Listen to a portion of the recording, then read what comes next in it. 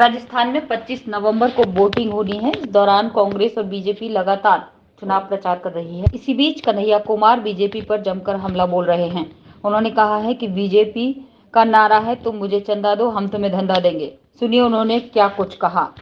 100 करोड़ लोगों के पास प्रॉपर्टी है। आप इस बार जो है एडीआर का डेटा उठा करके देख लीजिए कि कितने करोड़पति जो है चुनाव लड़ रहे हैं। तो देश की वस्तु स्थिति क्या है। मैं तो कहता हूं ये राहुल जी का बहुत साहसी अभियान है। इस साहसी अभियान के चलते हो सकता है कि कहते हैं ना वो क्या है कि मुझे अपनों ने लूटा गैरों में कहां दम था, मेरी कश्ती वहां डूबी जहां पानी कम था। तो जो अपने बन करके घूम रहे हैं वो भी इसके खिलाफ हो जाएंगे। ये तो हमारे आपके सबके हक की बात है कि 99% प्रॉपर्टी 1% लोगों के पास कैसे है। देश जब दुनिया की तीसरी सबसे बड़ी अर्थव्यवस्था बन रही है तो 45 साल में सबसे ज्यादा बेरोजगारी कैसे पैदा हो गई है, महंगाई कैसे आसमान छू रही है।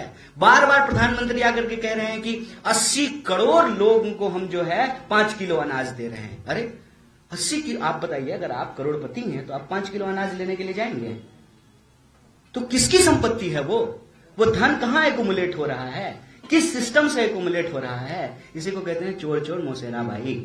तुम मुझे चंदा दो मैं तुम्हें धंधा दूंगा। तुम चुनाव में हमको हेलीकॉप्टर दो और जब हम जीत के आ जाएंगे तो तुमको एयरपोर्ट दे देंगे।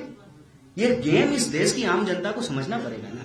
ये डेमोक्रेसी की बात है और ये डेमोक्रेसी की जरूरत है कि एक्सरे हो, स्कैनिंग हो, देश को पता चले कि इस देश में रहने वाले लोगों की असली स्थिति क्या है। ना ना ना ना ये नहीं होगा।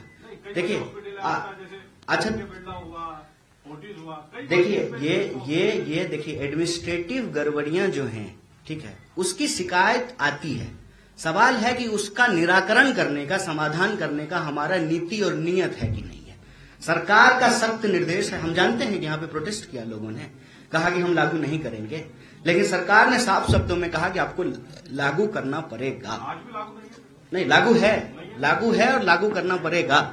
मैं ये बता, हम लिस्ट उठाए हुए हैं सर, आप होमवर्क कर लीजिए। हम लिस्ट उठाए हुए हैं, मुझे झूठ बोलने की आदत नहीं है। देखिए सरकार के खिलाफ एंटी इनकम्बेंसी 5 साल में होना या हर 5 साल में चुनाव होना, 5 साल में सरकार बदलना, ये लोकतंत्र का तकाजा है।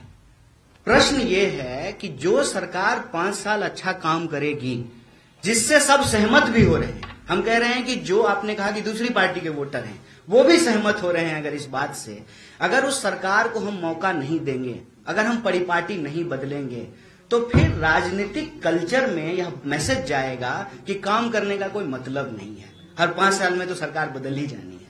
इसीलिए राजस्थान के आम लोगों को यह तय करना पड़ेगा कि जब जनोन्मुखी सरकार है, जब जन कल्याणकारी सरकार है, जब वेलफेयरिज्म को अपना कमिटमेंट की तरह जो है लागू करने वाली सरकार है, जब यह सरकार कहती है कि हमारा मॉडल यही है कि जितना पैसा इस देश के बड़े धन्ना सेठों को दिया जाता है उतना ही पैसा जो है हम इस देश के आम लोगों को देंगे, गरीबों को देंगे, आदिवासियों को देंगे, दलितों को देंगे, पिछड़ों को देंगे, इस देश के जो है सरकारी नौकरी काम में करने वाले लोगों को देंगे, व्यापारियों को देंगे, आम लोगों को जो है फायदा पहुंचाएंगे।